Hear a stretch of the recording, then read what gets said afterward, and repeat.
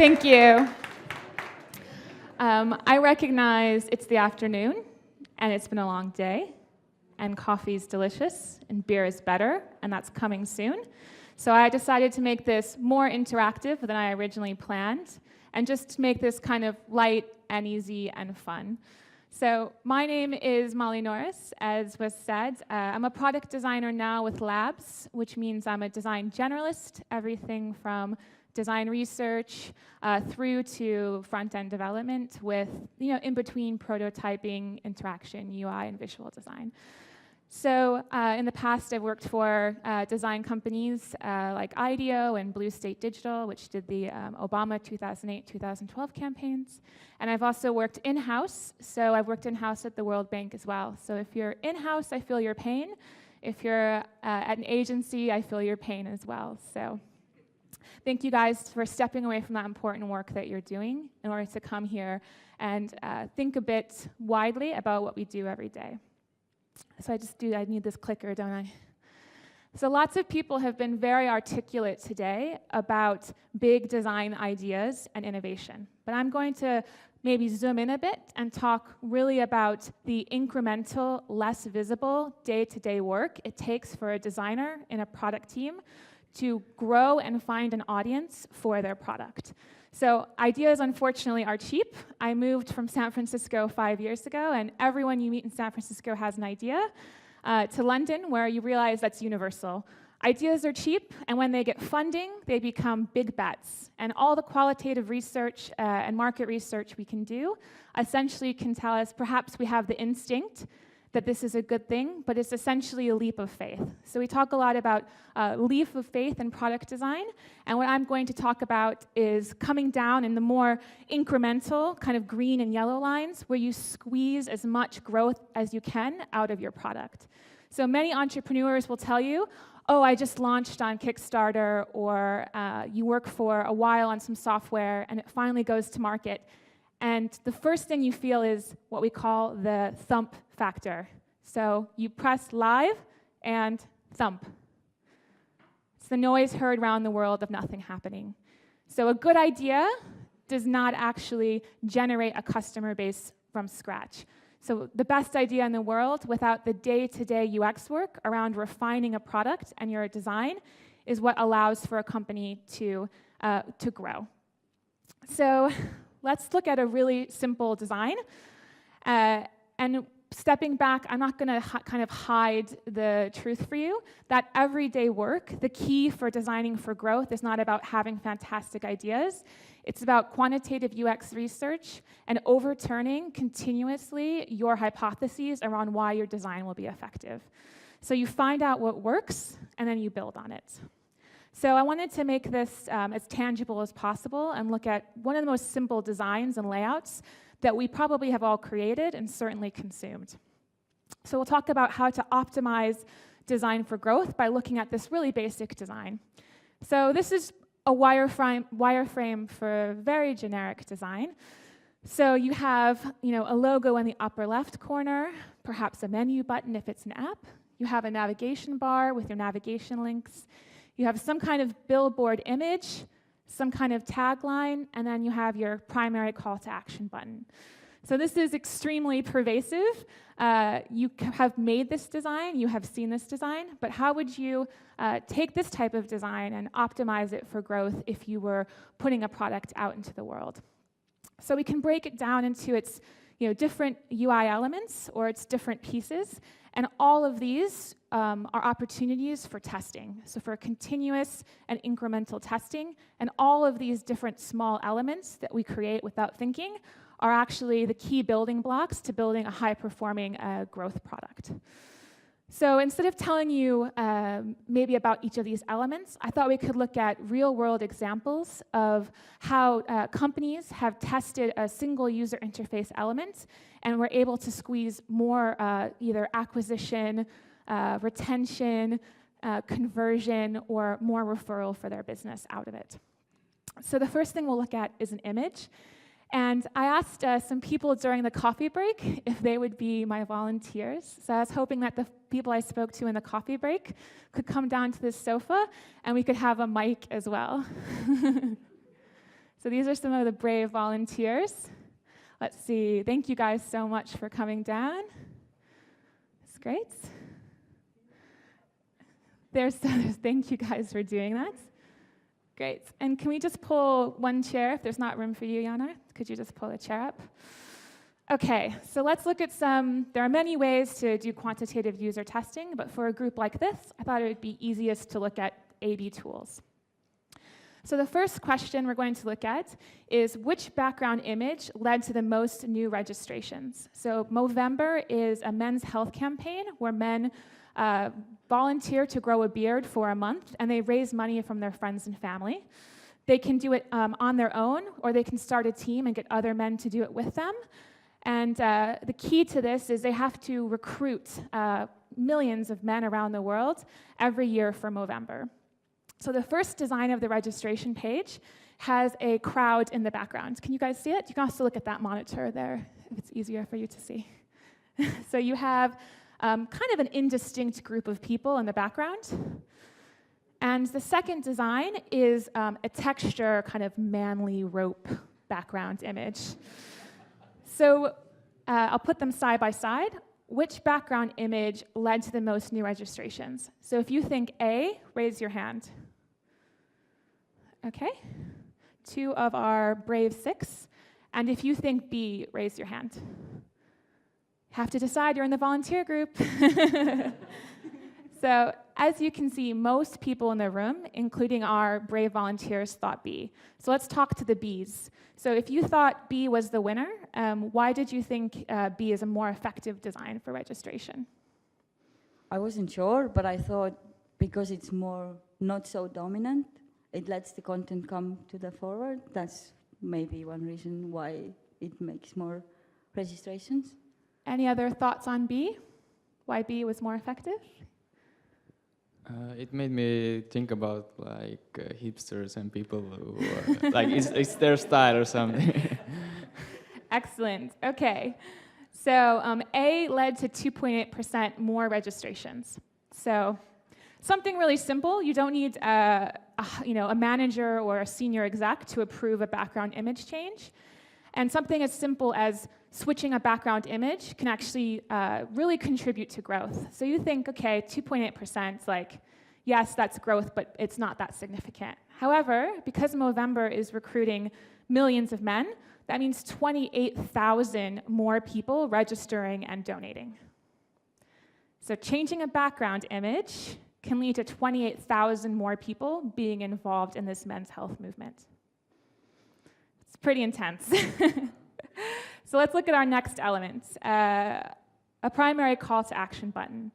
So a CTA is kind of the bread and butter of UX testing. These usually get the most love when it comes to a testing program. So people will test the color, they'll test whether it has an outline, whether it has a fill, whether it has rounded corners, whether it has square corners, what the words actually say. And a lot of us create these without even thinking. So if you have a testing program, you probably focus on your CTAs. If you don't, and you're a designer, you make, every week you probably make a call to action button without necessarily thinking about it. So let's look at an example. So which CTA led to the highest conversion rate for multiple e-commerce sites? So this comes from Crazy Egg, which is a testing tool. And they looked at a basket of e-commerce companies that used this language in order to get new customers. So which button do you think had the most, not the design, but just the words, had the most conversion rate? So people actually clicked through and purchased the item.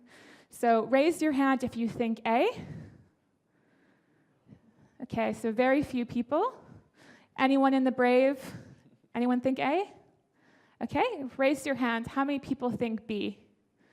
So most people think, everyone thinks B. So can we hear some thoughts on why you think B is a more effective e-commerce call to action? So why is learn more effective than sign up?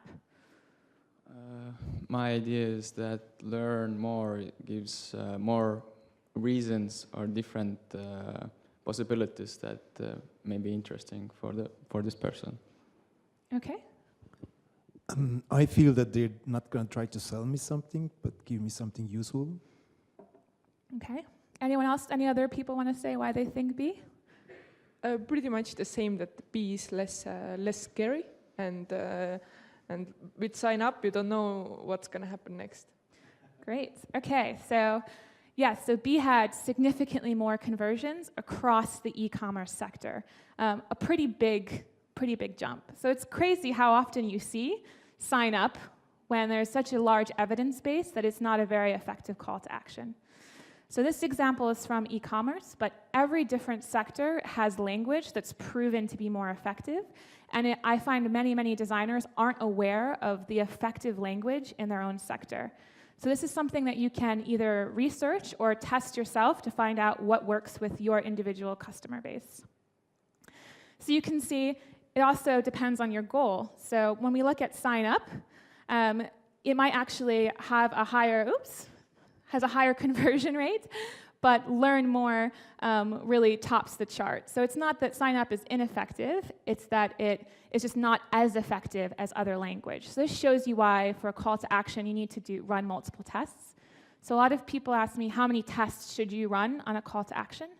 So when I'm working for political campaigns, there's usually a main donation page. So for the Obama campaign, they ran 250 A/B tests on their call to action. And they found that the most effective way to ask for donations was to ask people to, quote, chip in. So rather than donate, they asked people to chip in. So chip in is what you do when you buy dinner. Everyone chips in, and then you maybe buy a bunch of drinks or something like that. So every company and every customer base will have language that's more effective for your particular group, and it's really about discovering that. And it should take quite a few tests to get to that. Okay, so now the headline. So looking at a headline, we have an ad here, which ad led to the most signups? So this is about recruiting people to volunteer to teach others how to code. So asking people to give their own time to code. So we have one, which is Welcome to the 21st Century. Help us introduce 10 million students to computer science. All it takes is 1 hour of code. Learn more. So Learn More was our last very successful CTA. Or B, an hour of code for every student. Computer science is a foundation for every student. Help introduce it to 10 million. All it takes is 1 hour of code. Join us. So how many people think that A led to the most signups? Brave volunteer, one brave volunteer, okay. How many people think B led to the most signups? Okay, great. So can we talk, actually, why do you think A? Can we, as the dissenting voice, what calls to you about A? Just more bold sentence, okay. But no very particular. The 21st century, big, bold, got it. Exactly. Anyone for B? Anyone on the panel for B? Just the fact that it's more self-explanatory, so it just gives me a context of, okay, so 1 hour of code, so I know what we're talking about. So the 21st century is just, it's cool, but I don't know anything about it, right? Okay, great. So let's see who's right. So B led to 29% increase in signups. And what they said, the reason one is that B is more community focused, so it's about giving directly to students, and it's more kind of actionable and specific versus A. There's nothing wrong with being wrong. It's just about having your hypotheses and being very rigorous about your design. Okay, our final element is our sort of navigation bar here. So how can navigation contribute to customer acquisition and conversion? So let's look at this example. So this is a landing page for Yuppie Chef, which sells very high-end kitchen gear, like very fancy Japanese knives. And this is to sign up to create a registry, which is a gift registry. So you say, I want these things, and then people come on and buy them.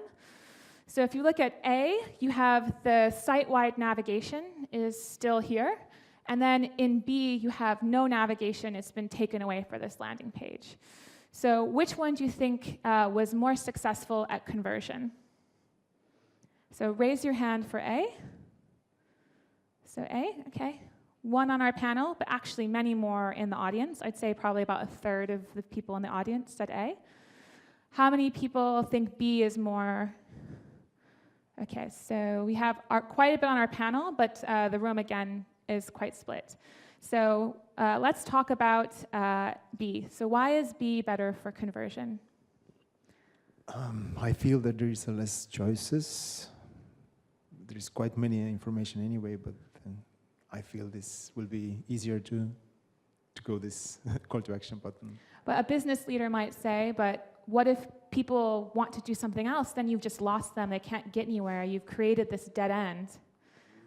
Yeah, but kind of, I don't know. It's like...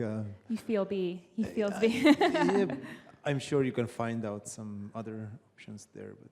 Great. Anyone else for B? You haven't had a chance to speak yet on our panel. Why did you say B?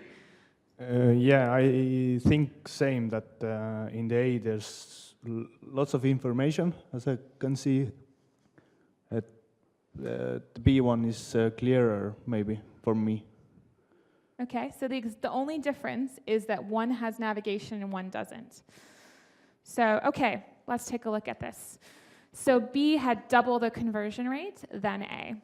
So you may not notice this, but usually when you enter a shopping cart experience or an onboarding experience, you have a color change. So if the website is white, then that flow becomes black, and the navigation disappears. So one of basically the principles is kind of universally applicable in user experience that's about optimizing growth is that you remove navigation when you're trying to convert people at a key moment. So I still see conversion pages that, or sign-up pages, or registration pages, or donation pages, or onboarding flows that have navigation, and that's definitely something that should be avoided and stripped away as much as possible. Even a hamburger menu can be distracting for customers when you're in that key moment of really converting them to your brand. So thank you guys. The volunteer section is over. I appreciate, thank you guys for doing that, sharing your thoughts. And I'll just look at how this works for companies and do a quick kind of what's a framework behind this that we can all use to think about optimizing our funnels and our user journeys. So we kind of looked at all of these different elements of a design, but it could really be anything you're designing, really running a testing program to examine every element. And so just by running tests, we can actually transform this wireframe to look something kind of more like this. So even though we started with something that's quite status quo, we can really quickly optimize and find what a better design for our brand or product is. Okay, so the case study. So I wanted to talk about an Estonian and British company. I'm currently living in the UK, so I thought we would talk about TransferWise because I was hoping people here might be familiar with it. Does anybody here actually work at TransferWise? No, okay. So TransferWise has, the founders are Estonian and they have offices here and offices in London.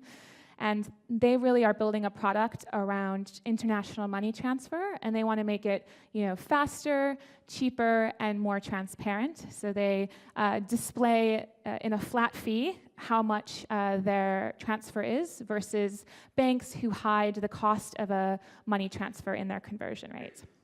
So we say, okay, well, we have these really disruptive, successful startups. They're not going to be focusing on tiny details like the text on a startup on a button or a call to action button. But actually, you can just look at their main homepage today. So this is from 6 months ago. And you can see this page breaks down to be similar to our previous wireframe. So if you go back to our previous wireframe, you have our primary call to action and a secondary call to action. And you have really a simplified background as not as important as sort of these major call to actions. So you see this was 6 months ago, and the main headline is the clever new way to beat bank fees. And their primary call to action is see how, so how can you beat bank fees? And then the secondary call to action is get started. So even when I talk to product managers there, their teams are very much not only building out new features, but part of their regular product delivery cycle running quantitative UX tests. And the important thing is that's not the job of a business analyst, that's the job of everyone on the product team to be questioning, okay, what elements can we really optimize and what elements can we run tests on? So after 6 months, you don't see major changes, but you see a different headline, send money with the real exchange rate. So the past one was a clever way to beat bank fees. So it's getting harder, more around the simple value proposition. That's kind of a hard difference between TransferWise and a bank. And you're also seeing that they changed see how to compare price. So really more about seeing how much money can you actually save. So they haven't changed other major elements, maybe tweaked a link here and there, but they're really spending their time and energy optimizing important home pages like this, as well as continuing to introduce new features along the way. So very small example, but I thought it might be nice to zoom into the details and see how a really leading disruptive startup is taking these things very seriously. So to step backwards, one of the tools that I work with new companies when they're setting up is thinking about how can growth be baked into their user journey. And this is actually usually done as a whiteboard activity. So I'll actually stand in front of a whiteboard, draw these boxes, and we'll work with the room of the designers and product managers and developers to really think about, okay, how can we order this user journey to really make sure that it's optimizing for growth. So this tool is called an activation funnel. So we're all probably familiar with sales funnels from marketing, but this is a funnel about activation and not selling. So we're valuing other steps besides sales as key actions that deliver value for our business. So the top of the funnel is low barrier actions, and the bottom of the funnel is high barrier actions, meaning low barrier action for the user to take, so things that are really easy for the user to do, and things that are really hard for the user to do. And along that, we have the number of people decreasing. Traditionally, the bottom of the funnel is also where we have the most business value, and the top is where we have the least business value. So thinking about TransferWise, okay, like how does TransferWise create this activation funnel? So at the top, they have a really simple call to action that you saw in the first design, like see how it works. I'm not asking you to do anything too complicated, just check us out, see how it works. The next one is let's look at how much a specific transfer would cost. So how much could you actually save? The next one is, I'm going to ask you to create an account. You don't need to transfer any money, but why don't you create an account in order to maybe watch when the best time to transfer is. Then I might ask you, once you've created an account, to send money, because that's really giving me a lot of business value. And then finally, I might ask you to invite others. So these aren't necessarily they're the only way to do this. And these might not be the most specific actions, but this allows me to create user journeys where I can, once someone has seen how it works, can I put a cookie in the browser, and the next time they come back to the website, can I see them to ask them to see how much money they could save? Maybe when I ask them to create an account, I don't say, why don't create an account and send money? I say, why don't you create an account and see when the best time to transfer is? So it's softly and easy things for the user to do that gets a little bit harder and asking a little bit more as you go down. So this is a type of user journey that we would use to coordinate and personalize the user experience of our website or our app, but it also ties in with all the communication that we have with them, maybe via email or et cetera. There's so much great technology now that allows us to see exactly where a customer is on the activation funnel and be hitting them with the most relevant kind of next action as we drive towards a high value conversion. So this is a consulting tool, like I said, but it also can be used by product teams to make sure that the user journey has nothing extraneous and isn't asking too much too soon. So I'm almost done. I just want to talk about some of the tools that we use to do this. So the tools that allow you to do like the A/B tests that I talked about, or other types of quantitative UX research. So Crazy Egg, they're really famous for having amazing heat maps. Optimizely is really around A/B tests, but also multivariate tests. So being able to test multiple multiple items at once. And Hotjar is kind of the new kid on the block, and they really specialize in user replays, so you can replay the actual journey that a customer is taking. But they all do basic A/B testing, and they're all free to use for personal projects, and they have low subscription models for commercial or pro accounts.